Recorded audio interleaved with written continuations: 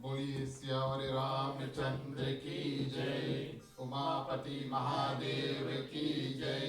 पवन सुत हनुमान की जय। राधे प्रिय कृष्ण चंद्र की जय। रामायण महारानी की जय। सनातन विश्व धर्म की जय। बोलो भाई सब संतान की जय। उपस्थित आदरणीय श्रोतागण, रामनवमी के तीसरे दिवस में हम पहुंच चुके हैं। तीसरे दिवस में आप सभी का स्वागत अपनी ओर से, मंडली आदर्श सत्संग रामायण मंडली की ओर से। हमारे ग्राम मालिक मालकिन श्रीमान श्रीमती राकेश कुमार समस्त परिवार आज हमारे परिवार मुख्य श्रोता के रूप में उपस्थित है। श्रीमती सत्यादत्त जी, संजनी, बच्चे, हमारे ओर से आप सभी को हृदय से स्वागत। चलिए सर्वप्रथम हमेशा की तरह भोग गीत के माध्यम से जो भी मेवा मिष्ठान प्रसाद उसको चढ़ाएंगे। जो लोग प्रसाद लेकर आए हैं प्रसाद उठा लें और मुख्य श्रोता के बाद में भोग गीत के माध्यम से जितना प्रसाद है समर्पण करेंगे। राम रसिया मोरे मन बसिया,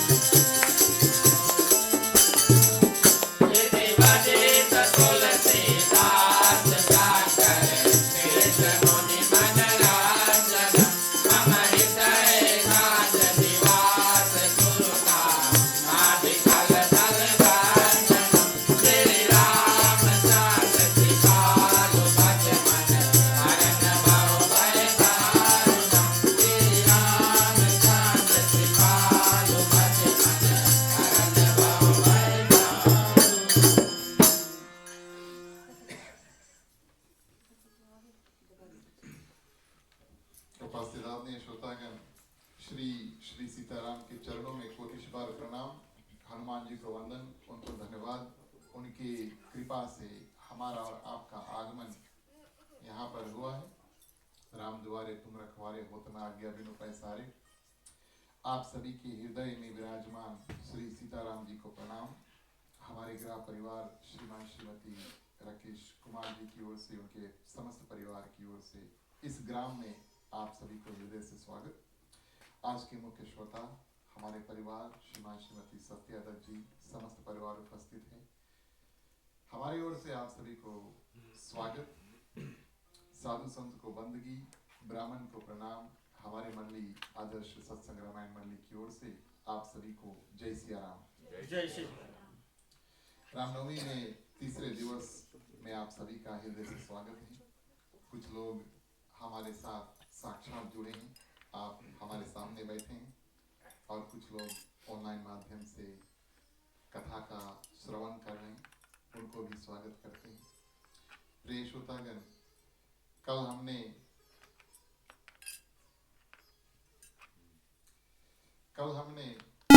अयोध्या कांड की कुछ कथा आपके सामने प्रस्तुत की और हमने देखा किस रूप से भगवान श्री रामचंद्र जी अयोध्या छोड़ के और वन के लिए प्रस्थान करते हैं। वन में कई संत, ऋषि, मुनि, महात्मा इत्यादि को मिलते हैं और भरत आते हैं भगवान श्री रामचंद्र जी को वापस लेकर जाने के लिए, भगवान श्री रामचंद्र जी को अयोध्या का राजगद्दी सौंपने के लिए। लेकिन भरत, प्रिय श्रोतागण, अंतिम समय में भगवान श्री रामचंद्र जी की जो पादुकाएं थी, जूते थे, उनको सिरोधार करके और वापस अयोध्या लेकर चल देता है। जिस रूप से हम और आप भगवान को पूजन करते हैं, उसी रूप से 14 वर्ष उन्होंने राजगद्दी पर पादुकाएं धर के और अपना जीवन जो है 14 वर्ष निर्वाह किया। ये भारत का यूँ कहें तो भाईचारा था। किस रूप से उन्होंने भाई का सेवा किया, भगवान का सेवा किया और अयोध्या के प्रजा जो है उनका भी सेवा किया। अब भगवान श्री रामचंद्र जी को वन जाना है, ये बात आप भी जानते हैं कि अयोध्या के कोई लोग उससे खुश नहीं थे, क्योंकि काफी लोग तो भगवान श्री रामचंद्र जी के साथ छोड़कर अयोध्या और भगवान श्री रामचंद्र जी के साथ ही में चल देते हैं। और प्रथम दिवस, प्रिय श्रोतागण, जहाँ पर सभी कोई निवास करते हैं, रातों रात भगवान श्री रामचंद्र जी सबको छोड़ करके सुमन से कहते हैं, इस रूप से रथ को लेकर चलो कि अब किसी को पता ना लगे कि हम किस रूप में और कहाँ गए हैं। नहीं तो हमारा जीवन तो 14 वर्ष वनवास है, लेकिन अयोध्या से जितने लोग हमारे साथ आए हैं उनको अटूट कष्ट, पीड़ा इत्यादि होगा। तो भगवान सबको छोड़ करके आगे बढ़ते हैं और अंत में, प्रिय श्रोतागण, अयोध्या कांड के अंत में भरत वापस चल देते हैं। यहाँ पर गोस्वामी तुलसीदास जी क्या करते हैं, लगभग 12 वर्ष की कथा जो है कुछ पन्नों में लिखकर उसको संपूर्ण कर देते हैं। आप सभी जानते हैं कि वनवास जो है वो 14 वर्ष का था और लगभग 13 वर्ष, प्रिय श्रोतागण, वाल्मीकि जी ने बताया। उस कथा को हमने संक्षिप्त में कल श्रवण किया। वाल्मीकि जी ने बताया कि आप जाओ और चित्रकूट में निवास करो। अब प्रश्न ये उठता है कि कैसे वो माध्यम बने, कैसे वो रास्ता निकले कि भगवान श्री रामचंद्र जी जिस कार्य के लिए और पृथ्वी पर आए हैं वो कार्य संपूर्ण हो। नहीं तो 1 साल की अवधि में, इसमें कोई संदेह नहीं है कि रावण मरे ना मरे, लेकिन भगवान श्री रामचंद्र जी को अयोध्या वापस अवश्य जाना है। क्यों? क्योंकि भरत ने कहा था कि 14 वर्ष की अवधि में जो पीरियड है, जो समय है, उसमें एक भी दिन शेष बचा न रह जाए। एक दिन अगर आपने देर कर दिया तो आप आएंगे, हमारा दर्शन करेंगे, लेकिन उसी समय हमारी जो अंतिम क्रिया उसको भी कर देना। एक दिन भी देर नहीं करना, ये भरत बता कर गए। तो भगवान श्री रामचंद्र जी बिल्कुल देर भी नहीं कर सकते। अब प्रश्न ये उठता है कि क्या रास्ता निकले कि भगवान श्री रामचंद्र जी और रावण का मिलन जो है वो हो। अब किसी का वध करना है तो दूर से थोड़ा ना कर सकते। और इस रूप में चित्रकूट, जहाँ पर करीब 13 वर्ष भगवान श्री रामचंद्र जी निवास करते हैं, वो पूजा करते करते, कल भी हमने आपसे बताया उनका दैनिक जीवन कैसा था। दिन भर पूजा पाठ, ध्यान, कथा इत्यादि, संत इत्यादि आते हैं, वार्तालाप होता, हवन इत्यादि होता। अब चित्रकूट इतना पवित्र हो गया कि कोई भी राक्षस, रावण छोड़ दो, कोई भी राक्षस उसमें प्रवेश नहीं कर पाता। पूजा पाठ करके और स्वयं वहां पर भगवान है, प्रिय श्रोतागण, इतना पवित्र हो जाता है कि वहां पर अब कोई भी राक्षस का आगमन नहीं हो सकता। भगवान श्री राम सोचते रावण की कैसे हम मिलेगा, अब जो कार्य हम करने आए वो कैसे होगा। इस कारण से निर्णय लेते हैं कि अब यहाँ से हमें थोड़ा बगल जाना पड़ेगा।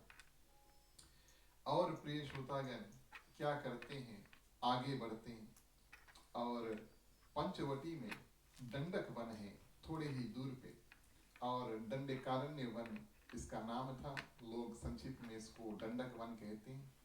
दंडक वन की महिमा इस रूप से है कि जो भी वहां पे जाए प्रिय श्रोतागण, उसको किसी ना किसी रूप से दंड मिलता है। माँ सती दंडक वन में भगवान श्री रामचंद्र जी का दर्शन किए। आप सभी ने पहले दिवस की कथा में श्रवण किया कि उनको अपना जो शरीर है उसको त्यागना पड़ा। तो दंडक वन में प्रिय श्रोतागण भगवान श्री रामचंद्र जी प्रवेश करते हैं और लक्ष्मण और माँ सीता जो है उनसे कहते हैं कि 1 वर्ष की अवधि अब हम यहाँ पर बिताएं, तब फिर यहाँ से हम वापस जाएं। कुटी वगैरह बन गया प्रिय श्रोतागण। तो रहने का जो कार्य है वो तो बड़ा ही सरल और साधारण था, तो घर इत्यादि बनाना कोई बड़ी बात नहीं थी। लेकिन भगवान श्री रामचंद्र जी जो भी करते हैं वो ऋषियों से पूछ कर करते हैं। एक बार एक और कारण बताएं क्यों दंडक वन में भगवान श्री रामचंद्र जी जाते हैं। एक बार वन में जब घूमने के लिए निकलते हैं तब देखते हैं कि कई मनुष्य की हड्डी इत्यादि पड़ा है जंगल में। तो वहां के जो रहने वाले ऋषि थे, कई हजारों वर्ष से वहां पर रहते थे, उनसे पूछा कि ये मनुष्य के हड्डी लगते हैं और ये क्या है और इस रूप से यहाँ पर पड़े हैं, इसके कारण क्या है। उन्होंने बताया कि ये ऋषि मुनि की वो हड्डी है जो राक्षसों ने आकर उनको तकलीफ दिया और उनका काल अंत कर दिया। भगवान श्री रामचंद्र जी वहां पर प्रण ठान लेते हैं, संकल्प ले लेते हैं। मानस बताती है संकल्प इस रूप से लेते हैं कि पृथ्वी को हम राक्षस हीन कर देंगे। अब पृथ्वी को राक्षस हीन कर देना कोई साधारण बात नहीं है। वैसे तो आप सोचें, अब रावण गुप्त रूप से क्यों आकर के माँ सीता को हरता है। आज की कथा में हम देखेंगे सीता हरण। रावण आकर के गुप्त रूप से हरता है। यूं कहें तो रावण आता भगवान श्री रामचंद्र जी के सामने, भगवान राम और रावण दोनों का युद्ध होता और रावण का तो मरना निश्चित है, इसमें तो कोई संदेह है नहीं। लेकिन गुप्त रूप से क्यों आए, माँ सीता को क्यों चुराए और प्रिय श्रोतागण लंका क्यों गए। माँ सीता रावण के मरने का एक सुंदर कारण है। एक कन्या थी, उसका नाम था वेदवती, और वन में तपस्या कर रही थी तो रावण की नजर उसके ऊपर पड़ी और वेदवती जो कन्या होती है वो बड़े ही भगवान विष्णु के तपस्या कर रही थी। और वेदवती से रावण जाकर कहता है तुम बन जाओ मेरी पत्नी, विष्णु भगवान को भूल जाओ, और उनको स्पर्श कर लेता है, छू लेता है। वेदवती बड़े क्रोधित होती है, रावण को श्राप देती है कि अगले जन्म में मैं तुम्हारे जन्म का कारण बन के आऊंगी। वही वेदवती माँ सीता बनती है। दूसरी बात वेदवती कहती है रावण से कि आज बिना मेरे अनुमति को तुमने मुझे स्पर्श किया, छुआ, इसके बाद में अगर तुमने किसी स्त्री को बिना उनके अनुमति से, परमिशन से अगर छुआ, तब तुम्हारा शरीर वैसे में भस्म होगी, किसी को तुम्हें वध करने की आवश्यकता नहीं होगी। ये श्राप भी दे दिया। इस कारण से अब ये कथा कहाँ पे आई है, अरण्यकांड की कथा है। किसने इस कथा को प्रिय श्रोतागण बताया, माँ शबरी ने भगवान श्री रामचंद्र जी को ये कथा बताई। अब क्यों बताई, ताकि सारा संसार को पता लग जाए कि रावण जब माँ सीता को हार के तो लेकर गया है, लेकिन उसके साथ में ज्यादा जबरदस्ती नहीं कर पाया। इस कारण से प्रिय श्रोतागण, माँ सीता जो रावण के मरण का एक सुंदर कारण जो है वो बनती है। अब यहाँ पे भगवान श्री रामचंद्र जी आए लक्ष्मण के साथ में, और तीनों लोग यहाँ पर दंडक वन में रहने लगे। तो ऋषियों ने कहा कि दंडक वन के आसपास कई राक्षस घूमते रहते हैं। भगवान श्री रामचंद्र जी ने सोचा चलो दंडक वन को ही पवित्र कर दें। पहले था वहां पे डेजर्ट, मानस बताती है, पहले वहां पर बिल्कुल डेजर्ट था, वहां पर पत्ते, फूल, फल इत्यादि कुछ नहीं होते थे। लेकिन जब भगवान श्री रामचंद्र जी आए तो वहां पर फुलवाड़ी बन गई प्रिय श्रोतागण। कुछ ही समय लगे, वर्षा इत्यादि होता, भगवान इंद्र प्रसन्न होते और पेड़ पौधे सब, और भगवान श्री रामचंद्र जी पूजा पाठ इत्यादि शुरू कर देते। एक दिन ऐसा आया कि भगवान श्री रामचंद्र जी, अब कल की कथा, पहले दिवस की कथा में हमने पति और पत्नी के बीच में कुछ नियम बताए, और आज हम उसको बैलेंस करेंगे, है ना। अब भगवान श्री रामचंद्र जी प्रिय श्रोतागण क्या करते हैं, भगवान श्री रामचंद्र जी क्या करते हैं, अपने पत्नी माँ सीता के लिए फूल का जो माला है अपने हाथ से बनाते हैं। अब आपके जो पति देव है, आपके लिए कभी माला बनाई, इसकी हम आपके ऊपर छोड़ देंगे। लेकिन भगवान श्री रामचंद्र जी ने माँ सीता के लिए सुंदर फूल का माला बनाया और उसको पहनाया। कई भारतवासी नारियों का आदत है कि बालों पे और कजरा इत्यादि लगाएंगे, तो भगवान श्री रामचंद्र जी सुंदर से लगा देते हैं। और ये दृश्य प्रिय श्रोतागण बनता है, जो माँ सीता पौती मार के बैठी है और भगवान श्री रामचंद्र जी आराम करे। दोपहर का समय भगवान श्री रामचंद्र जी आराम करे, उनका जो सिर है और माँ सीता के गोद में रखा हुआ है। अब ऊपर से देवराज इंद्र का जो पुत्र है, उनका नाम जयंत, वो देखते हैं और सोचते हैं चलो हम भगवान के थोड़ी परीक्षा लेंगे। पहले दिवस की कथा में बताए थे, आज भी बताते हैं, हम भगवान की परीक्षा ना ले, भगवान हमारी परीक्षा लेता है। विधि ये बताती है कि हमेशा भगवान हमारी परीक्षा ले। विधि के विपरीत होता है अगर हम भगवान की परीक्षा लेने की कोशिश करें। तो जयंत प्रिय श्रोतागण कौवा काक का रूप धर के आता है माँ सीता के पांव में और चोंच मारता है। अब माँ सीता की प्रिय श्रोतागण आप जो निष्ठा है वो देखिए, एक चिड़िया आके चोंच मार के और उड़ जाता है, चल देता है माँ सीता के पांव में से, और रुधिर यानी कि खून बह रहा है, लेकिन माँ सीता बिल्कुल से हिलती नहीं है। ऐसा लगा भी नहीं भगवान श्री रामचंद्र जी को कि माँ सीता को कुछ हुआ। कैसे पता चला कुछ हुआ? जब खून बहने लगा और भगवान श्री रामचंद्र जी के अंग में खून स्पर्श हुआ, तब उठकर देखते हैं, माँ सीता से पूछते हैं क्या हुआ? तब माँ सीता बताती कौवा आया था। क्रोध में भगवान श्री रामचंद्र जी प्रिय श्रोतागण अब तर्कस बाण इत्यादि वहां पर उनके साथ में जो भी था वही इस्तेमाल करते हैं। एक जो अपना धनुष बाण तो उठा लेते हैं, लेकिन बिना किसी मेहनत के, और झाड़ू का सीक होता है उसको छोड़ते हैं, बाण भी नहीं छोड़ते। ये भगवान की शक्ति का प्रिय श्रोतागण प्रतीक है। कितना शक्ति भगवान के पास है। बाण छोड़ता तो पता नहीं क्या होता, लेकिन एक झाड़ू के सीक, एक के सीक को बिना बहुत खींचे, बिना बहुत मेहनत किए, आसान से, हल्लुक से छोड़ देते हैं। और प्रिय श्रोतागण तीनों लोक में ये जो सीक है, काल बन के जयंत के पीछे पीछे भाग रहा है। सबसे पहले अपने पिता के पास जाते हैं स्वर्ग में, बचाओ, बोले हम नहीं सकता बचा।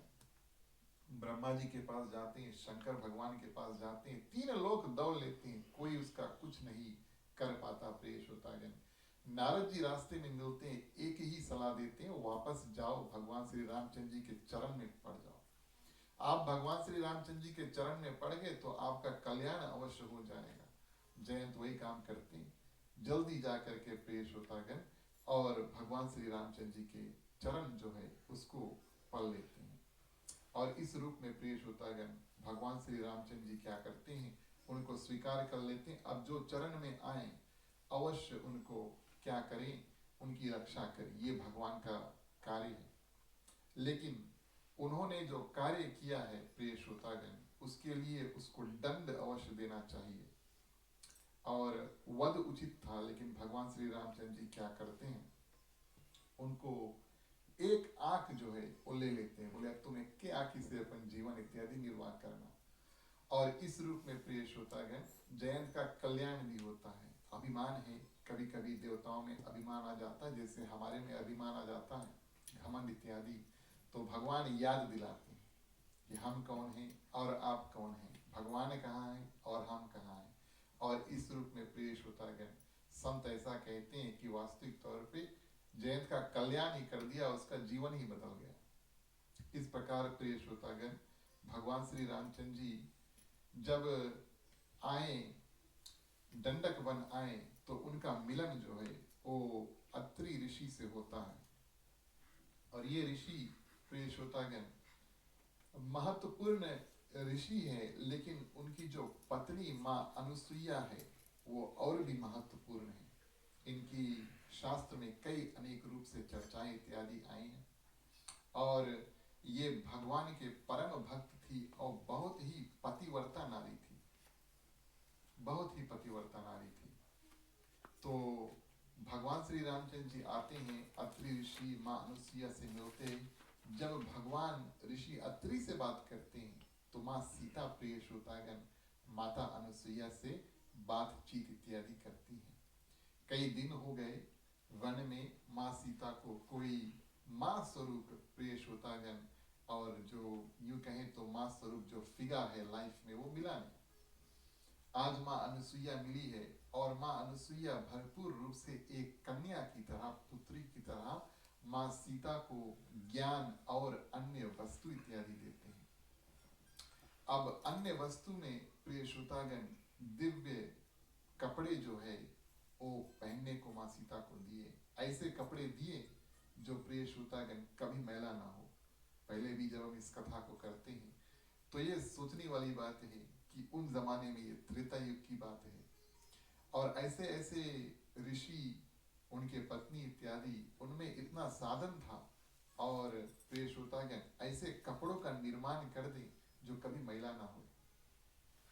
अब प्रश्न ये उठता है कि माँ सीता जितने दिन रावण के वहां पर अशोक वाटिका में थी, क्या उनको नहाने की आवश्यकता थी? मानस में तो कभी कहा नहीं कि उनको कपड़े बदलने पड़े और नहाने की आवश्यकता इत्यादि पड़ी। और वहां पर वैसे भी सबगल राक्षस इत्यादि घूम रहे थे और बेचारी पेड़ के नीचे अपना जीवन जो है वो व्यतीत कर रही थी। अब वो समय आता है जो माँ सीता तैयार होती है लंका जाने के लिए, और प्रथम ये रूप बनता है कि ऐसे वस्त्र, ऐसे कपड़े उनके पास हो जो कभी मैला ना हो। हमारे पास ऐसे कपड़े हो तो कभी कपड़े बदलने की आवश्यकता नहीं होगी। नहीं, फैशन के मारे अगर हम अलग अलग कपड़े पहनकर रोज आना चाहें तो दूसरी बात है, लेकिन अगर कपड़े कभी मैला ना हुए तो उसी कपड़े को हम हमेशा पहन सकते हैं। तो माँ अनुसुईया बड़े सुंदर रूप से उनको ये दिव्य वस्त्र जो है वो देती है, कभी मैला ना हो। अब उनके घर एक रात्रि प्रिय श्रोतागण रुके, बातचीत इत्यादि हुआ। चलिए मानस में प्रवेश करते हैं चौपाई के माध्यम से। जो ज्ञान माँ अनुसुईया माँ सीता को देती है उसको आगे आपसे वर्णन करें। बोलिए सियावर रामचंद्र की जय। प्यारे प्यारे श्रोतागण आओ चले रामायण की कथा सुने। प्यारे प्यारे श्रोतागण आओ चले रामायण की कथा सुने। प्यारे प्यारे श्रोतागण आओ चले रामायण की कथा सुने।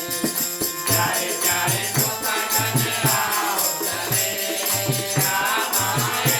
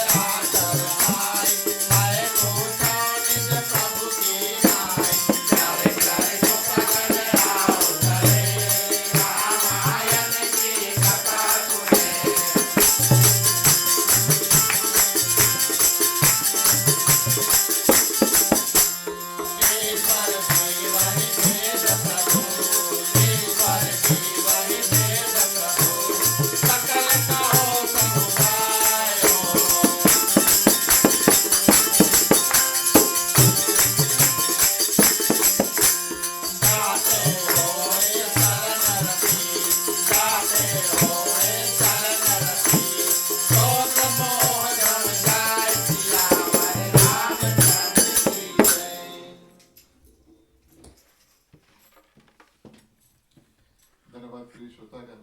आगे बढ़ते हैं और माँ अनुसुईया जो ज्ञान प्रिय श्रोतागण माँ सीता को देती है, बड़ा सुंदर ज्ञान देती है।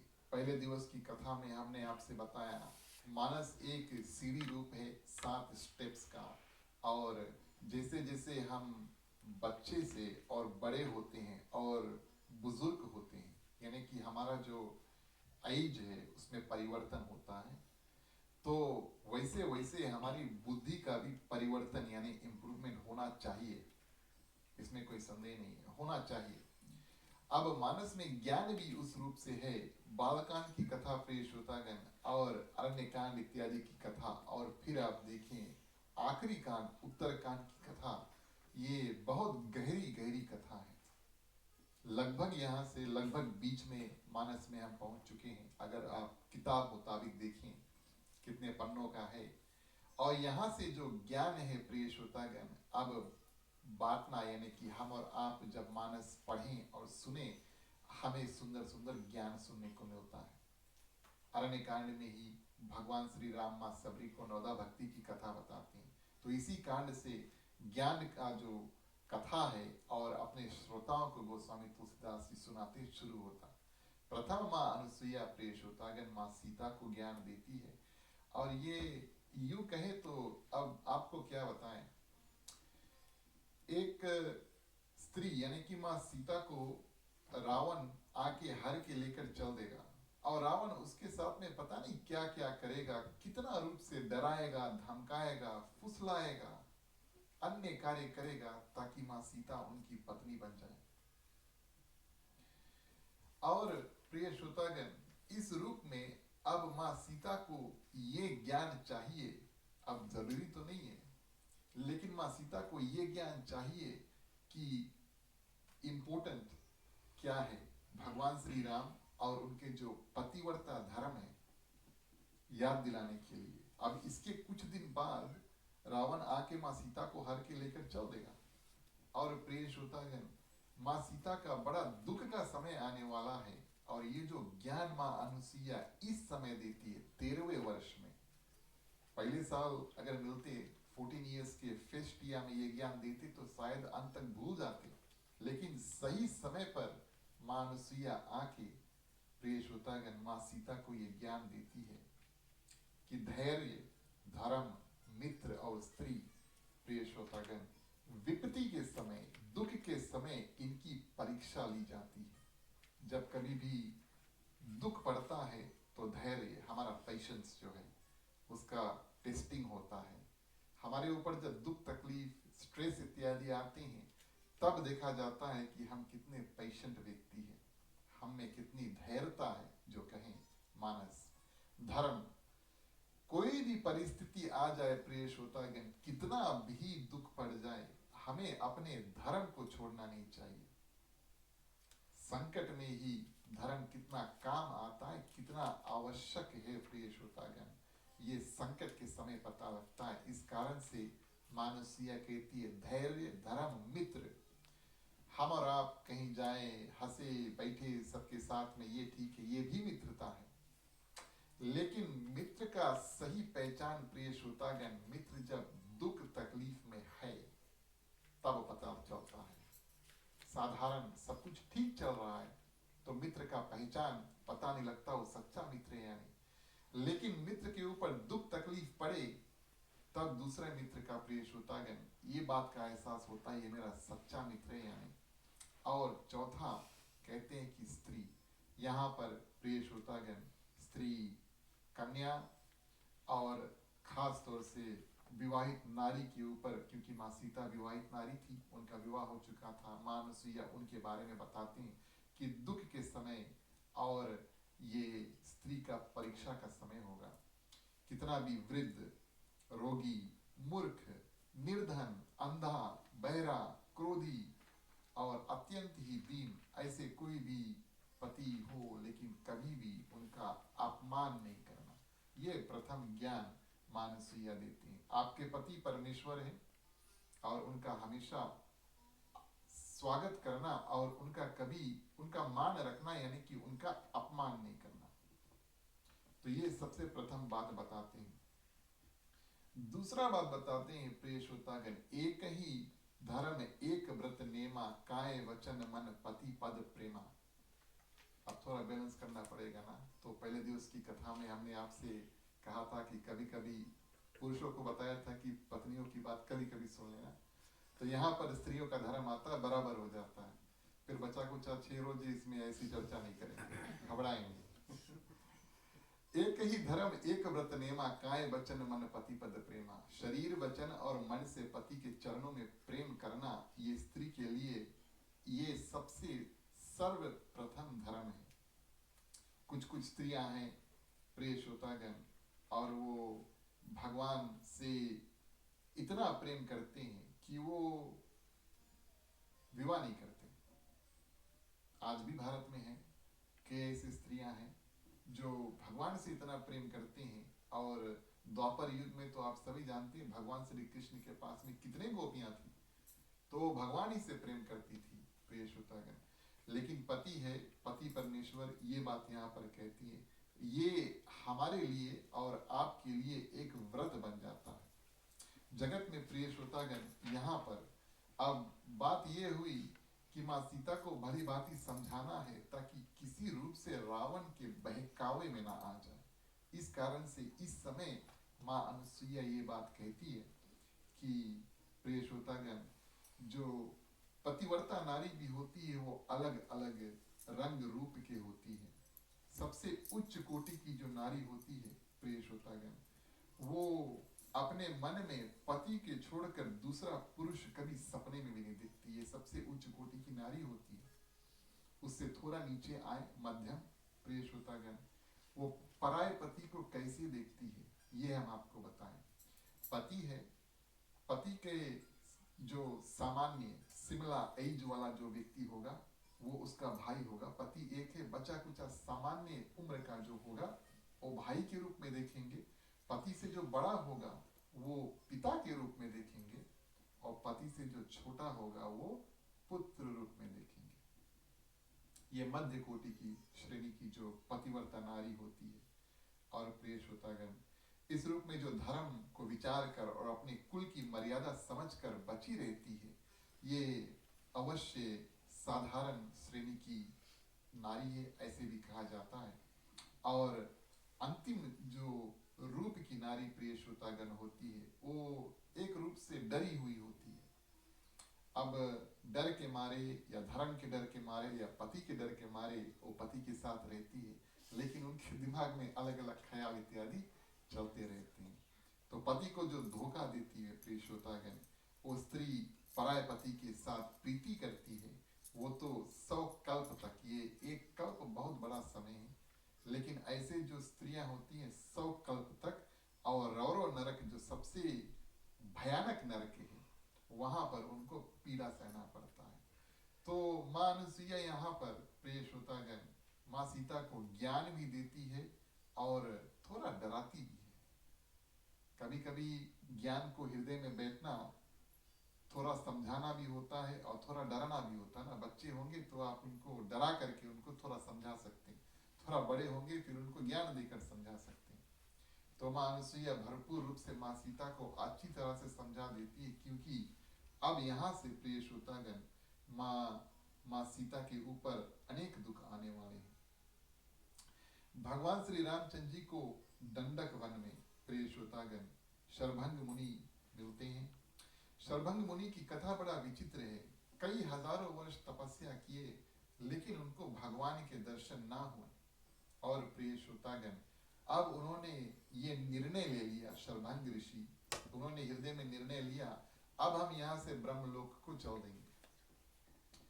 जब उनको पता चला प्रिय श्रोतागण कि भगवान श्री राम वन में आए हैं, तो दौड़ते दौड़ते भगवान श्री रामचंद्र जी के सामने पहुंचे और उनको नमस्कार किया, प्रणाम किया, वार्तालाप इत्यादि बात इत्यादि हुआ और उनसे कहा कि हम अपने जो प्राण है उसको त्यागना चाहते हैं, आपके आगे आपके स्मरण करके हम आपके लोक को जा सकते हैं। तो कहने का भाव, बताने का मतलब प्रिय श्रोतागण, अब जिसने हृदय में तय कर लिया हम ब्रह्मलोक जाएंगे, उन्होंने भगवान को पा करके और अपना वो निर्णय बदल दिया, ब्रह्मलोक नहीं, हम विष्णु भगवान के लोक में जाएंगे। और इस रूप में प्रिय श्रोतागण योग अग्नि उत्पन्न करके अपने आप अपना भस्म करके शरीर छोड़ के अब भगवान के सामने भस्म हुए। तो जो भी भगवान के सामने भस्म हुआ या जिसको भगवान ने मारा, वो तो स्वयं भगवान के लोक को पहुंच गया, उनको ये सिद्धि प्राप्त हुई।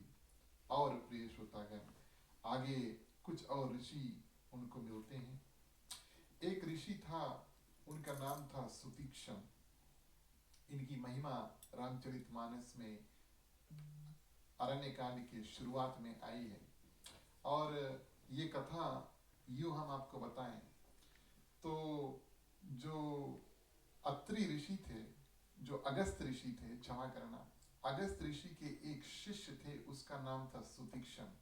अच्छा, थोड़ा कई साल पीछे चलते हैं, जब अगस्त ऋषि भी थोड़ा हट्टे कट्टे नौजवान थे, गुरु थे, और सुतीक्षण जो था वो छोटा बालक था, गुरुमुख था, उनके गुरु अगस्त ऋषि थे। और अगस्त ऋषि का एक नियम था प्रिय श्रोतागण, वो सालिग्राम पत्थर, आप जानते हैं भगवान विष्णु का साक्षात पत्थर स्वरूप जो होता है, जिसका विवाह माँ तुलसी के साथ में, तुलसी के पेड़ के साथ में होता है।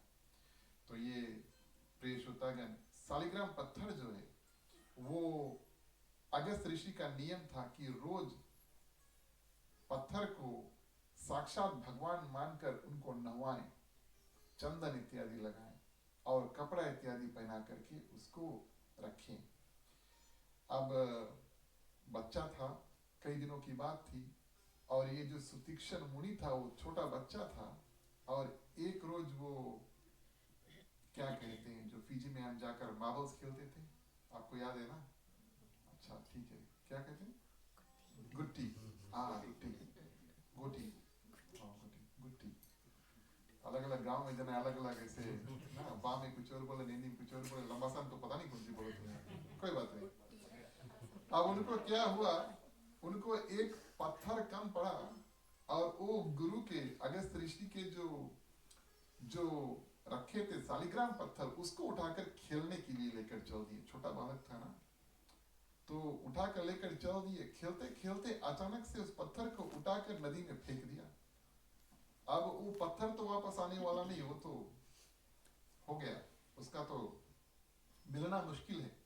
अब प्रिय श्रोतागण, अब घबराए, जब सुतीक्षण जी घबराए तो क्या किए, पेड़ में से जामुन लाई। तो जामुन, प्रिय श्रोतागण, आप सभी जानते हैं जामुन क्या है, और उसको थोड़ा सा मिट्टी इत्यादि से उसका जो रंग है वो बदल दिया, क्योंकि शालिग्राम पत्थर काला होता है ना, तो ऐसा बना दिया और लेकर जाकर वही जगह पर धर दिया जहां पर अगस्त ऋषि हमेशा उनकी सेवा करते हैं। अगले दिवस प्रिय श्रोतागण, अगस्त ऋषि उठाए और उस बिल्कुल शालिग्राम पत्थर रूप लगता था लेकिन वास्तविक तौर पर जामुन था, और उसको उठाएं और उसको खूब जैसे हर दिन करते लगड़ कर और धोने लगे। और जो काला रंग था, मिट्टी इत्यादि था, वो सब चूर हो गया और जामुन जो था उसके हाथ में कुचल गया। सुतीक्षण को बुलाए, बोले क्या हुआ? बोले गुरुजी, बहुत दिनों से आप इसके पत्थर के ऊपर पानी छोड़त रहा। बोले पत्थर अपने आप गल गए, है ना। तो प्रिय श्रोतागण, अब फिर जब उनको थोड़ा डराते हैं तो सुतीक्षण बताते हैं ऐसे ऐसे हुआ। तो अगस्त ऋषि उनको क्या कहते हैं कि अब तुम यहाँ से चल दो, बात का ध्यान देना।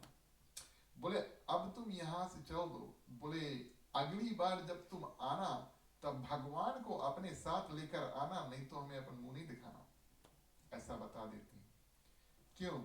शालिग्राम जो पत्थर है वो साक्षात भगवान का ही रूप है। इस रूप का कई लोग शालिग्राम पत्थर का पूजा इत्यादि करते हैं, साक्षात भगवान का रूप है। अब एक भगवान को उन्होंने फेंक दिया और कहते हैं कि अब अगली बार जब आना तो भगवान के साथ में लेकर आना। शायद ये तो हमारी और आपकी बात हुई। शायद अगस्त ऋषि ने ऐसा माना था मन में कि तुम जाओ और कोई और शालिग्राम पत्थर खोज के लेकर आ जाओ और हम उनको भगवान मानकर और उनका पूजन करने लगे। सुतीक्षण के हृदय में यह बैठ गया कि अगली बार इस आश्रम में हम आएंगे तो हम साक्षात भगवान को, रियल गॉड जो है, चलता फिरता भगवान को अपने साथ लेकर आएंगे। और जाकर के वन में तपस्या करने लगा, दंडक वन के बगल में। स्वयं भगवान श्री रामचंद्र जी उनके पास जाते हैं और सेवा सत्कार खूब किया, बड़े प्रसन्न हुए भगवान हमारे पास आए। और प्रिय श्रोतागण, भगवान श्री रामचंद्र जी जब वहां से निकले तब दिशा पूछा, रास्ता पूछा। बोले हम जाकर अगस्त ऋषि के भी दर्शन कर आए। तब सुतीक्षण जी कहते हैं, प्रभु अगर आपकी कृपा हो तो हम आपको अपने साथ गुरु जी के पास ले चलें। भगवान श्री रामचंद्र जी मुस्कुराए, लक्ष्मण को देखकर दोनों बहुत हंसे, क्योंकि ये भेद जो है ये सब भगवान श्री राम और लक्ष्मण अवश्य जानते हैं कि सुतीक्षण ने छोटे पे और ये प्रण ठान लिया था कि भगवान को अगली बार जाएंगे तो गुरु जी का दर्शन होगा। और प्रिय श्रोतागण, सुतीक्षण भगवान श्री रामचंद्र जी को अगस्त ऋषि के आश्रम में लेकर आते हैं। भगवान श्री रामचंद्र जी कुटिया के अंदर प्रवेश करते हैं। सुतीक्षण जोर से चिल्लाते हैं, गुरुजी सुतीक्षण आए हैं, अकेले नहीं भगवान के साथ में आए, बोलिए सियावर रामचंद्र की जय। तो इस रूप से उन्होंने अपना जो प्रण है प्रिय श्रोतागण परिपूर्ण रूप से पूरा किया। चलिए चौपाई के माध्यम से कथा आगे बढ़ाएं और अब सुरपंखा जो रावण की बहन है, इसका आगमन राम कथा में होता है, उस कथा को श्रवण करेंगे। मंगल भवन मंगल हारी, प्रभु सुदशरथ अजिर बिहारी। मंगल भवन मंगल हारी, प्रभु सुदशरथ अजिर बिहारी।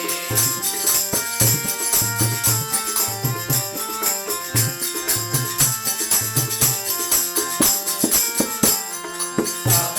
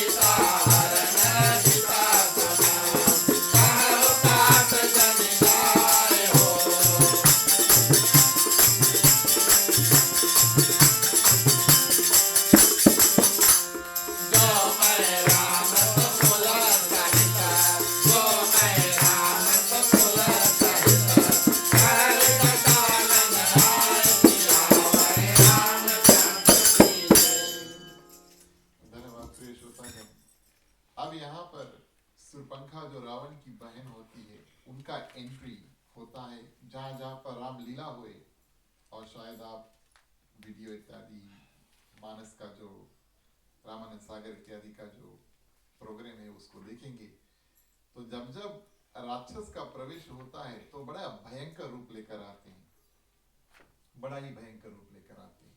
शूर्पणखा थी तो नारी, लेकिन उनका रूप बड़ा ही भयंकर था, अति विकराल, अति भयंकर। और उनकी दृष्टि एक दिन भगवान श्री रामचंद्र जी के ऊपर प्रथम पड़ी, फिर माँ सीता के ऊपर पड़ी, और फिर लक्ष्मण के ऊपर पड़ी। और वो उनके पति उस समय थे नहीं, और उनके हृदय में काम भावना उत्पन्न हुई कि भगवान श्री राम जो है वो हमारे पति बने। अब उनको ये पता नहीं कि वो कौन है, लेकिन देखकर मोहित हो जाती है। भगवान श्री रामचंद्र जी का रूप ही ऐसा था, जो भी कोई देखे उसको मोहित हो जाते हैं।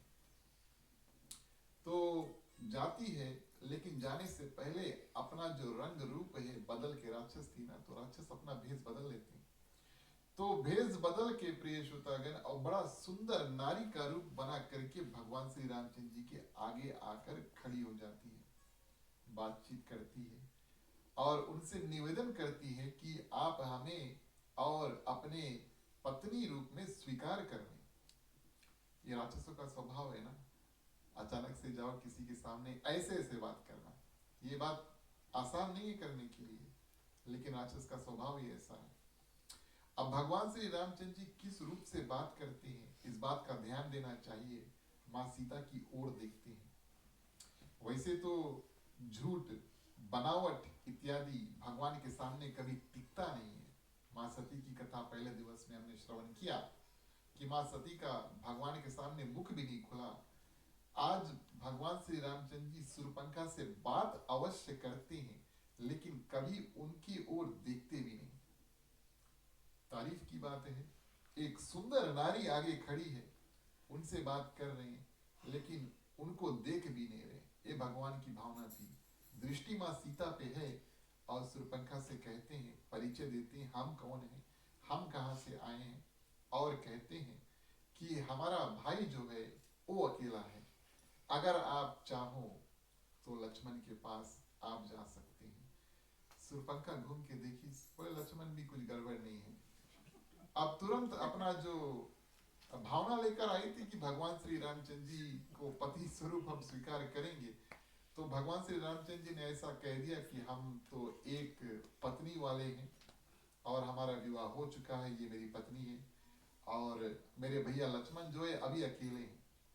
तो उनको घूम कर देख करके भगवान श्री रामचंद्र जी को हृदय से निकाल दिया, चलो लक्ष्मण के पास। वहां पहुंचे, लक्ष्मण से बात किया। लक्ष्मण कहते हैं कि हम स्वामी हैं, भगवान श्री रामचंद्र जी हमारे स्वामी हैं और हम सेवक हैं। बोले आप सेवक के साथ में विवाह करना चाहोगे या आप स्वामी के साथ में विवाह करना चाहोगे? शूर्पणखा सोचती है उसकी भी बात राइट है, जब हम स्वामी से विवाह कर सकते हैं तो सेवक के साथ हम विवाह क्यों करें? लक्ष्मण आगे बताते हैं, बोले भैया के बात, अब ये थोड़ा लीला करते हैं लक्ष्मण। बोले भैया के बात पर वो ध्यान नहीं देना, क्योंकि भगवान श्री रामचंद्र जी ने कहा हमारे एक की पत्नी रहे। बोले वो तो अयोध्या कुल के हैं, रघुकुल के हैं, और रघुकुल में प्रिय श्रोतागण भगवान श्री रामचंद्र जी से पहले जितने राजा थे उनके पास कई रानियां थी। भगवान श्री रामचंद्र जी तक पहुंचे तब भगवान श्री रामचंद्र जी धर्म का कायम करते हैं और एक रानी यानी कि माँ सीता को अपने साथ में रखते हैं। उससे पहले जो पीढ़ी थी दशरथ इत्यादि कई थे, और प्रिय श्रोतागण सब में एक से ज्यादा थी। अब ये ज्ञान लक्ष्मण प्रिय श्रोतागण शूर्पणखा को देते हैं। बोले भैया बात नहीं मानना, बोले उसके जो पिता आजा इत्यादि पराजा लोग, बोले सबके पास ढेर पत्नियां थी, फिर से बोले जय बात करो। तो अब क्या कहें, एक गेंद की तरह, एक फुटबॉल की तरह कुछ देर शूर्पणखा बिचारी इधर से उधर जाती है। इनसे बात करते हैं भगवान श्री रामचंद्र जी से, फिर जाकर उनसे बात करते हैं लक्ष्मण से। और प्रिय श्रोतागण अब राक्षसी थी तो क्रोध आने में बहुत देर नहीं लगता। ये राक्षसों का स्वभाव है ना कि बहुत जल्दी से उनको क्रोध भी आ जाए। और प्रिय श्रोतागण जब थोड़ी देर सोचती है ये लोग तो हमें सिर्फ चक्कर कटा रहे हैं और किसके पीछे, अब उनके हृदय में ये बात बैठ गया कि अगर हम सीता का वध कर दें, भगवान श्री रामचंद्र जी अकेले पड़ जाएंगे और हमसे विवाह कर लेंगे, ना रही बांस ना बजी बांसुरी, माँ सीता का ही अंत कर देंगे, भगवान श्री रामचंद्र जी हमसे विवाह कर लेंगे। इस रूप में प्रिय श्रोतागण अपना भयंकर रूप बना करके माँ सीता के ओर दौड़ती है ना। क्रोध में प्रिय श्रोतागण राक्षसों का सही रूप जो है हमेशा आगे आ जाता है। माँ सीता देखती है राक्षस, प्रथम बार प्रिय श्रोतागण अभी तक जीवन में माँ सीता को और एक राक्षस का दर्शन जो हुआ। और प्रिय श्रोतागण इस रूप में जब वो घबराई, जब वो डरी, भगवान श्री राम लक्ष्मण को संकेत करते हैं। लक्ष्मण तुरंत तलवार निकालते हैं और दौड़ करके शूर्पणखा के 2 कान और 1 नाक काट देते हैं। अब वध नहीं कर सकते, 2 कारण हम आपको बताएं, वैसे तो कारण अनेक हैं। 2 कारण से वध नहीं, मार नहीं दिया शूर्पणखा को। एक, यहीं से कड़ी जोड़ कर मिल के और फिर अंत में रावण यहाँ पर आने वाला है। अब इसके मार दिया तो कौन जाके रावण को बताएगा कि तुम्हारे बेनी का अंत हो गया। इनको जीवित रखना अनिवार्य है, एक। अब दूसरा, क्षत्रिय प्रिय श्रोतागण उस स्त्री का वध नहीं करते, ये धर्म के विरुद्ध है। और लक्ष्मण प्रिय श्रोतागण वो शूर्पणखा का वध कर नहीं सकते थे, ये धर्म का विरुद्ध है। ठीक उसी तरह जैसे शत्रुघ्न को क्रोध आया और उन्होंने मंत्रा को मारा, उसका जो कुबड़ा उसको तोड़ दिया, सीधा कर दिया। मंत्रा थी कुबड़ी, लेकिन उसके जो कुबड़ा है उसको सीधा कर दिया मार के, लेकिन उनका वध नहीं किया। ये धर्म के विरुद्ध है ना। और इस रूप से प्रिय श्रोतागण कान काट दिए, नाक काट दिए। अच्छा, कान क्यों काटे, नाक ही काट सकते थे। नाक आप सभी जानते हैं, हमारा जो इज्जत है वो नाक पे रखा ना है। इज्जत नाक पे है कि नहीं? ऐसा कहते हैं हमेशा, बोले कुछ भी हो जाए नाक नहीं कटने दे, समाज के आगे नाक नहीं कटना चाहिए, है ना। तो इज्जत नाक पे रखा है। बोले इसके पास कोई इज्जत है ही नहीं, फुटबॉल की तरह इधर से उधर जावे, कोई इज्जत नहीं, इसका नाक काट दो। अच्छा, कान क्यों काटा? बोले कितना देरी से हम समझाता है, भैया समझाए है, सुन के भी समझ नहीं पाए, इसके कान कोई काम के नहीं है ना। बहुत देरी से चले बेचारी इधर से उधर, सुने हैं दोनों दिन के बाद, 2 कान है, लेकिन उपयोग नहीं करते, अपना कान इस्तेमाल नहीं करते, समझ नहीं पाते। बोले कान इसके लिए कोई काम के, दोनों कान काट देते हैं। अब प्रिय श्रोतागण हमने आपसे बताया ये दंडक वन की कथा है। उस रात भगवान श्री रामचंद्र जी, शूर्पणखा वहां से भाग जाती है और अपने भाई खरदूषण, रावण के जो भाई होते हैं, वहीं बगल में वन में कई हजार राक्षसों के साथ में वो रहते थे और उनसे बताते हैं कि हमारे साथ में ऐसा हुआ और आपको हमारे लिए प्रतिशोध करना होगा, रिवेंज लेना होगा। खरदूषण युद्ध के लिए तैयार होते हैं, रातों रात गुप्त, ये बात किसी को नहीं पता, लक्ष्मण को भी नहीं पता। भगवान श्री रामचंद्र जी माँ सीता को बुलाते हैं और कहते हैं कि अब आपके दुख का समय आने वाला है और अब हम आपसे निवेदन करते हैं कि आप अग्निदेव में प्रवेश करें और अग्निदेव के साथ सुरक्षित रहें और आपकी जो प्रतिबिंब रूपी कार्बन कॉपी, मीरा जो भी आप सोचें, आपकी कार्बन कॉपी हम लेकर के अपने साथ में अब रखते हैं और उस डुप्लीकेट को रावण आके हर के लेकर जाएगा। अच्छा, ये बात बिल्कुल गुप्त रखा, ये बात किसी लक्ष्मण को भी नहीं पता कि माँ सीता अग्नि में प्रवेश कर चुकी है और नकली सीता जो है भगवान श्री रामचंद्र के साथ में अब है। अब ये बात बिल्कुल गुप्त है, किसी को इस बात का पता नहीं। देखिए, भगवान श्री रामचंद्र जी बिना कारण के कोई कार्य नहीं करते। माँ सीता को अग्नि में प्रवेश कराया, नकली सीता को निकाला, ये बिल्कुल गुप्त बात रखा ताकि रावण को नहीं पता चले कि जो सीता माँ को हर के लेकर जा रहे वो नकली सीता है। अब कोई नकली वस्तु है, उसके पीछे इतना मेहनत कौन करी? कोई नहीं करी। तो ये बात गुप्त रहना चाहिए कि असली सीता सुरक्षित अग्निदेव के पास है, किसी को इस बात का पता नहीं चलना चाहिए।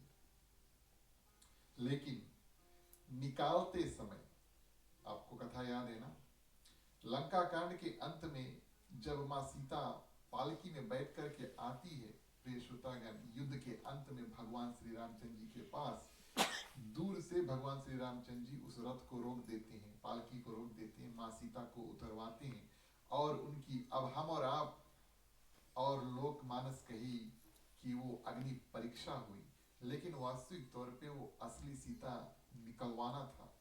और समस्त जो जितने लोग हैं, जितने जंतु हैं, जितने बानर इत्यादि वहां थे, उनको ये बात सामने बताना है सभी को, इसमें कुछ छुपा नहीं है कि असली सीता हमेशा सुरक्षित थी। रावण जो लेकर गए वो तो नकली सीता थे। तो भगवान श्री रामचंद्र जी गुप्त रूप से ये कार्य करते हैं। खर दूषण आते हैं प्रिय श्रोतागण, और भगवान श्री रामचंद्र जी के साथ में युद्ध करते हैं। बड़े ही आसानी से दोनों का वध हुआ। लेकिन प्रिय श्रोतागण, जो सुरपंखा थी उनको कुछ नहीं किया। अब सुरपंखा का कार्य क्या है? जाएं, कहा जाएं? रावण के पास। अब भारत में है सुरपंखा और वो जा रही है प्रिय श्रोतागण रावण के पास। उनको थोड़ा समय मिलता है सोचने के लिए। रावण भी कोई हल्का दिमाग का व्यक्ति नहीं है ना।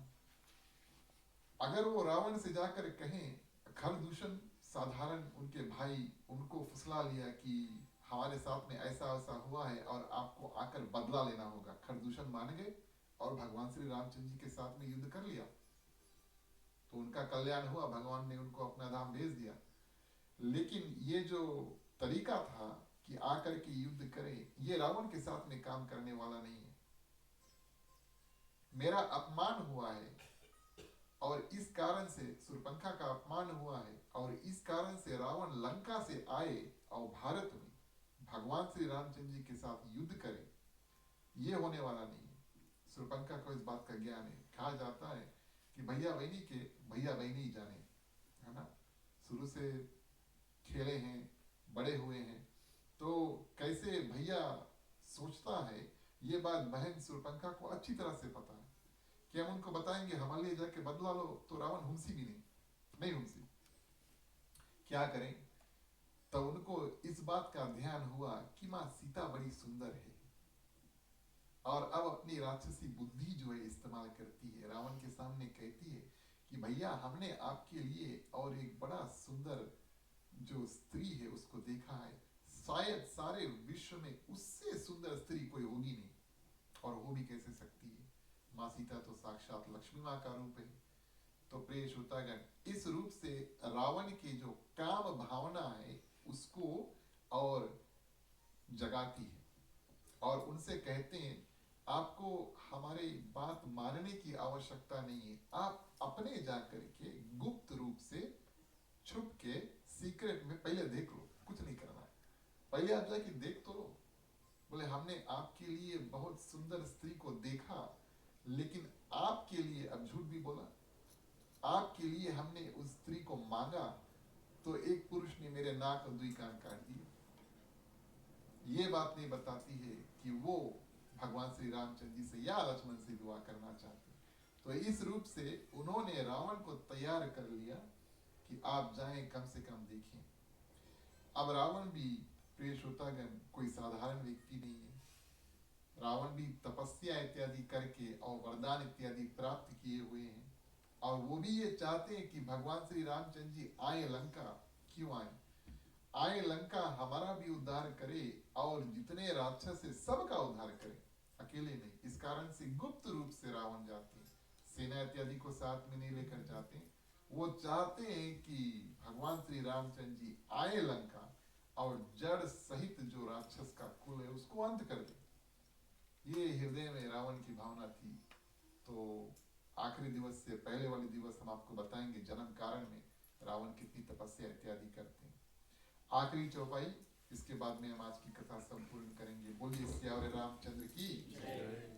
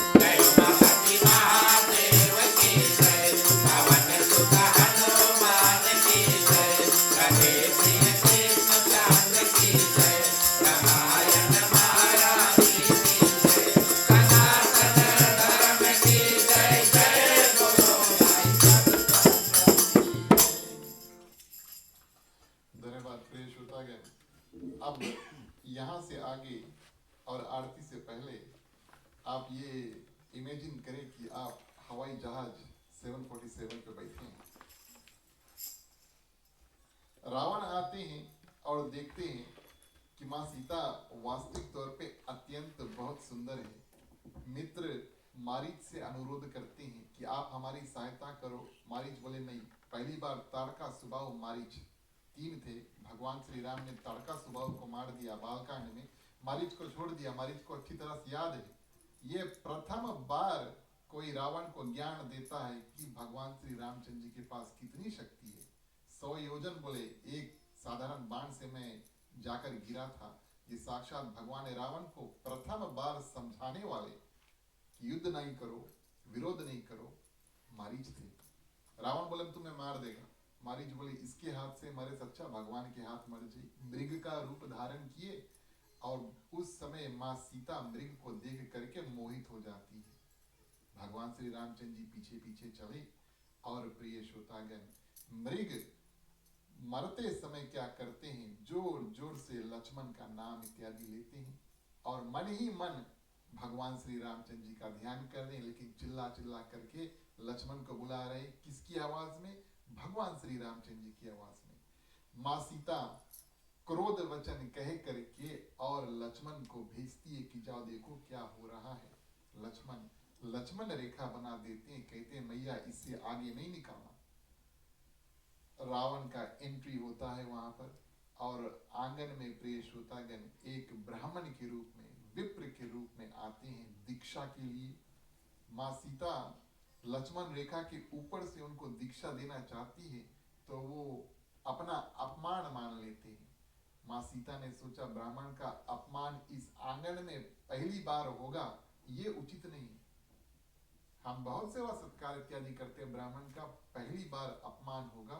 लक्ष्मण रेखा पार कर देती है। रावण उसको हर के लेकर चल देता है। जटायु जो भगवान श्री राम, माँ सीता और प्रिय श्रोतागण लक्ष्मण से पहले मिल चुके हैं, जो पक्षी था वो भली भांति इन तीनों को जानते थे। जब देखता है रावण माँ सीता को हर कर लेकर जाता है, कोशिश करते हैं रोकने के लिए, नहीं रोक पाते।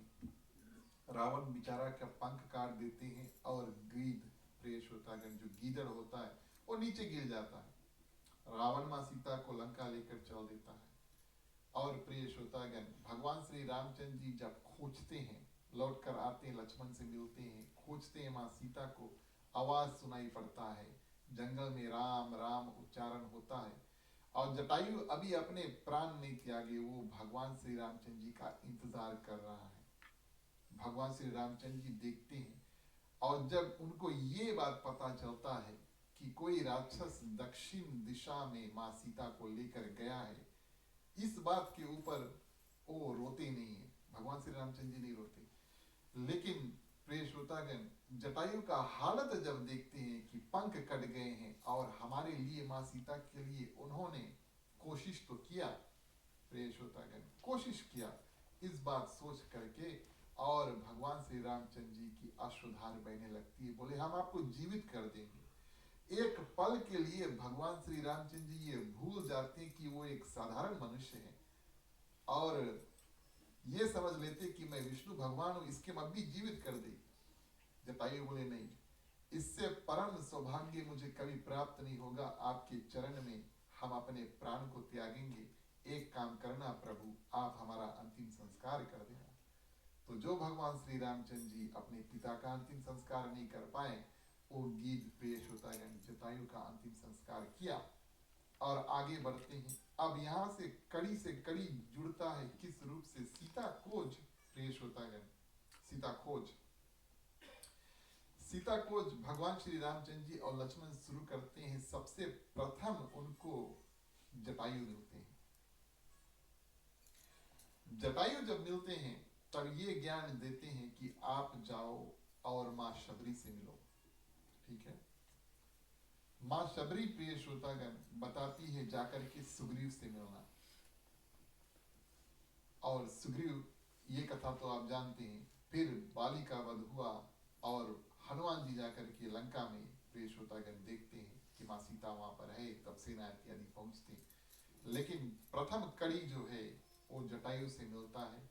इससे आगे भगवान श्री रामचंद्र जी और लक्ष्मण आगे बढ़ते हैं और जो माँ शबरी है उनके आश्रम में प्रवेश करते हैं। कई हजारों वर्ष से माँ शबरी तपस्या कर रही थी।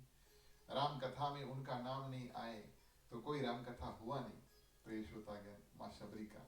लेकिन एक और बात हम आपको बताएं, ये कथा हम कई बार करते हैं, इस कारण से आज मान लो 747 हवाई जहाज आगे भाग रहा है। माँ शबरी प्रिय श्रोतागण, वेदवती की जो कथा जो हमने पहले वर्णन किया वो भगवान श्री राम और माँ लक्ष्मण को बता देते हैं, ताकि भगवान राम और लक्ष्मण को इस बात में कोई संदेह नहीं हुए कि रावण माँ सीता के साथ में कोई अत्याचार करेगा। दिल में थोड़ा उनको शांति मिला कि रावण लेकर तो गए हैं लेकिन कोई अत्याचार नहीं कर पाएंगे, नहीं तो अपने आप भस्म हो जाएंगे। ये बात माँ शबरी कहती है। भगवान श्री रामचंद्र जी के आगे माँ शबरी अपने भी प्रिय श्रोतागण योग अग्नि उत्पन्न करके और अपने जो प्राण उसको त्यागती है, भगवान उनको अपने धाम में भेज देते हैं। और प्रिय श्रोतागण भगवान श्री रामचंद्र जी आगे बढ़ते हैं। अब वन में धीरे धीरे वो किष्किंधा की ओर पहुंचते हैं और ऋषिमुख पर्वत की ओर पहुंचते हैं। बीच में उनको नारद जी का दर्शन होता है। जब भी कभी प्रिय श्रोतागण नारद जी भगवान विष्णु से मिलते हैं तो भगवान विष्णु तो सबको खुश करने वाले हैं और वो हमेशा अपने खुशी रहते हैं, मुस्कान रहता, आनंद में रहते हैं। ये भगवान विष्णु का स्वभाव है। लेकिन आज भगवान श्री रामचंद्र जी बड़े व्याकुल हैं, बड़े दुखी हैं। माँ सीता को राक्षस रावण हर कर लेकर चल दिया है, कहाँ लेकर गया कोई पता नहीं। इस कारण से दिल में आज दुख है, चेहरे पे दुख है, मनुष्य का रूप धारण किए हैं तो मनुष्य जैसा स्वभाव भी भगवान श्री रामचंद्र जी कर रहे हैं। और इस रूप में प्रिय श्रोतागण नारद जी आकर के भगवान श्री रामचंद्र जी से मिलते हैं। ये कथा नारद जी और भगवान श्री रामचंद्र जी एक दूसरे से मिलते हैं, ये अरण्य काल के बिल्कुल अंत में है। तो शुरुआत में भगवान श्री रामचंद्र जी दंडक वन में पहुंचे, अंत में नारद जी का दर्शन किया। और नारद जी किस कारण से भगवान श्री रामचंद्र जी से आकर मिलते हैं? उनसे क्षमा मांगने के लिए कि हमने आपको श्राप दिया था और उस श्राप के माध्यम से आपको कितना दुख, कठिनाई इत्यादि का सामना कर पड़ा है आपको, और इसका अगर मुझे अनुमान होता, मैं थोड़ा सोच समझ कर कार्य करता तो आपको ये दुख तकलीफ झेलना नहीं पड़ता। आपको अयोध्या के राजगद्दी में बैठने वाली रात्रि को ही वन जाना पड़ा और 13 वर्ष वन इत्यादि में रहकर अब आपको माँ सीता को भी खोना पड़ा और पता नहीं कैसे आप माँ सीता को फिर वापस पा पाओगे। तो नारद जी परम संत है, भगवान के भक्त हैं और उसके हृदय में ये दुख आता है और दुख के कारण से रह ना पाए और आकर के स्वयं भगवान श्री रामचंद्र जी से मिलते हैं और क्षमा मांगते हैं।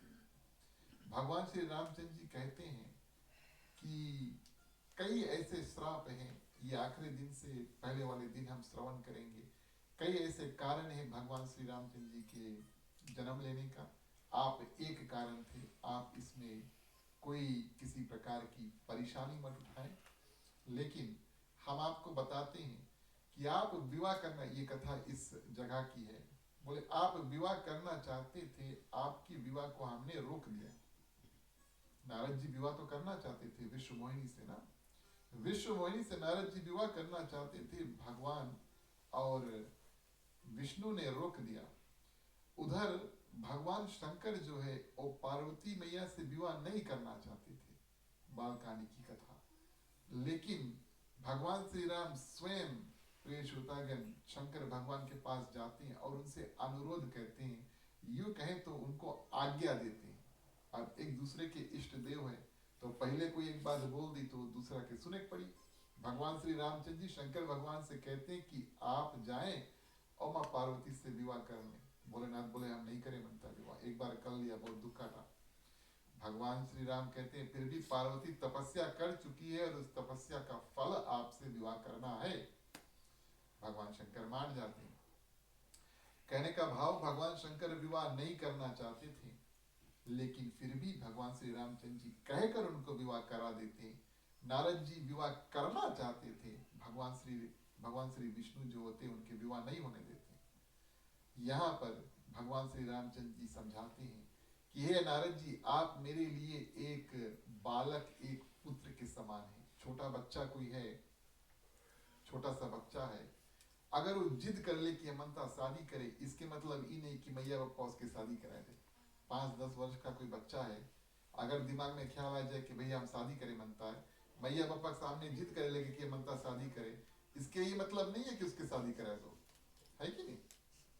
सही समय पर प्रिय श्रोतागण, युवक रूप में तब बच्चों का विवाह इत्यादि किया जाता है। तो भगवान श्री राम कहते हैं कि नारद जी, आप मेरे लिए बिल्कुल एक नादान बालक की तरह है, और आपका देखभाल करना मेरा कार्य है, आपका कार्य नहीं है, क्योंकि आप मेरे भक्त हैं। आपके लिए क्या सही है, आप ब्रह्मचारी हैं, आपने प्रण ठाना है और आप अपना व्रत तोड़ नहीं सकते, इस कारण से हमने आपको सहायता किया है। भगवान शंकर कोई 5-10 वर्ष के बच्चे नहीं, वो बड़े व्यक्ति है, उनका विवाह अवश्य करना चाहिए। वो हमेशा गृहस्थी जीवन में रहें, तब वो सुखी रहे। कभी कभी बच्चे बड़े भी हो जाते हैं, लेकिन गृहस्थ सुख, प्रिय श्रोतागण, अब गृहस्थी में सुख दुख दोनों लगा रहे, लेकिन गृहस्थी का सुख का अनुभव उनको नहीं होता। तब माता पिता, कोई बुजुर्ग लोग होते हैं, उनको समझाते हैं कि भैया शादी कर लो। तो इस रूप से भगवान शंकर को भगवान श्री रामचंद्र जी समझाते हैं। यहाँ पर गोस्वामी तुलसीदास जी, प्रिय श्रोतागण, अरण्य कांड सोपान का अंत करते हैं। कल की कथा में हम किष्किंधा कांड में प्रवेश करेंगे। किष्किंधा कांड में सबसे प्रथम भगवान श्री राम और हनुमान जी का मिलन ऋषिमुख पर्वत पर होगा, और किष्किंधा कांड की भी कुछ चुने हुए कथा आपके सामने इसी रूप से प्रस्तुत करेंगे।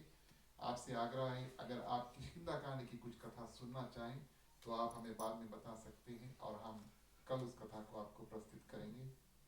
आप सभी ने बड़े भाव के साथ में आज की कथा को सुना, आप सभी को हृदय से धन्यवाद। और अब प्रिय श्रोतागण, आरती का समय आता है। चलिए सभी को अपने पैरों को कष्ट दीजिए, खड़े हो जाइए, बारी बारी हम सभी को मुख्य श्रोता के बाद में आरती करेंगे। बोलिए सियावर रामचंद्र की जय।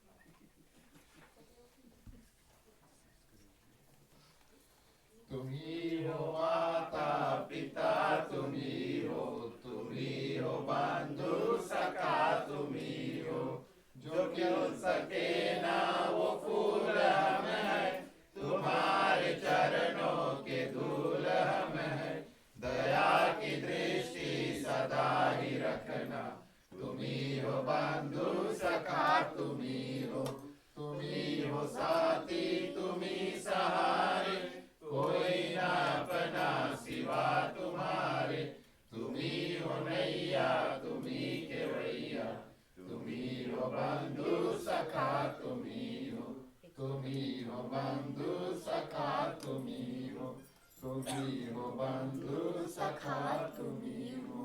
कपूर बाबू।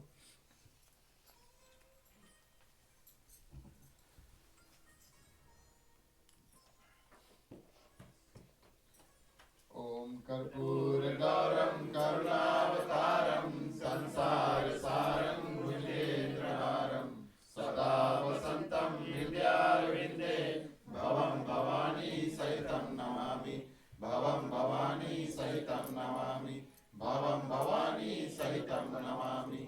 ओम मंगलम भगवान विष्णु मंगलम गरुड़ध्वज मंगलम पुंडरीकाक्षो मंगलाय तनोहरि, सर्वमंगल मांगल्ये शिवे सर्वार्थ साधिके शरणे त्र्यंबके गौरी नारायणी नमस्तुते, नारायणी नमस्तुते, नारायणी नमस्तुते। ठीक है, आरती पानी कपूर बता दो। निराजनम समर्पयामि।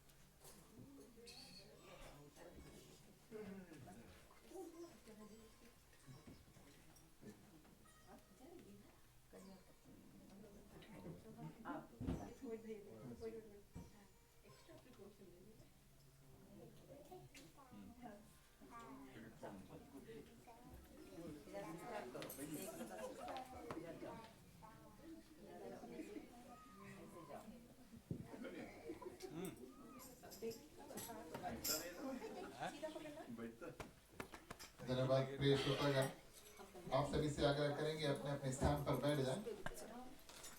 आरती आपके पास आएगी, आप बैठे बैठे बारी बारी आरती का दर्शन कर सकते हैं। आज का कार्यक्रम हम आगे बढ़ाते हैं। प्रिय श्रोतागण, क्षमा प्रार्थना करने का समय आया, चलिए इसको करते हैं। बोलिए सियावर रामचंद्र की।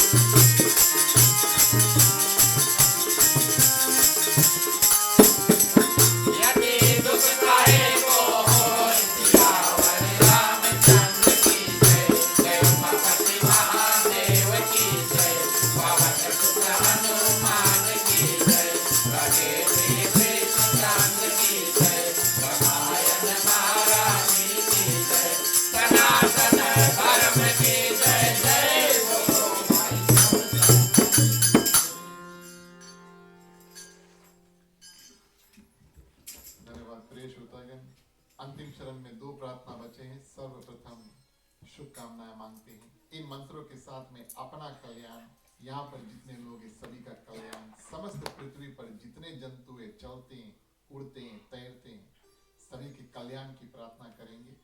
हम में उनमें सब में कोई भी प्रकार का दुख तकलीफ है, भगवान से प्रार्थना करेंगे कि सबको थोड़ा थोड़ा शक्ति प्रदान कर दे, सभी कोई अपने अपने दुख से पार पा सके। मांगने का वक्त आता है, सभी कोई अपने अपने हाथों को खोल लेते हैं। पुरुषों के लिए राइट और लेफ्ट, महिलाएं अपने अपने आंचल अपने अपने हाथ में ले सकते हैं। चलिए प्रार्थना करते हैं।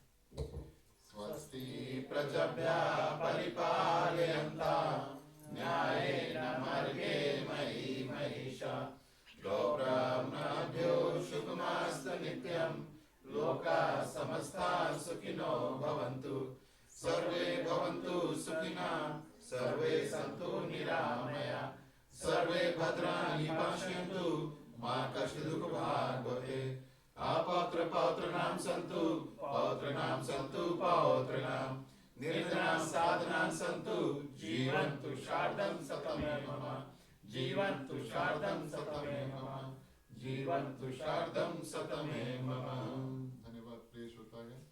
अंतिम प्रार्थना के लिए सभी कोई हाथों को जोड़ लेते हैं। मुख्य श्रोता फूल ले लें।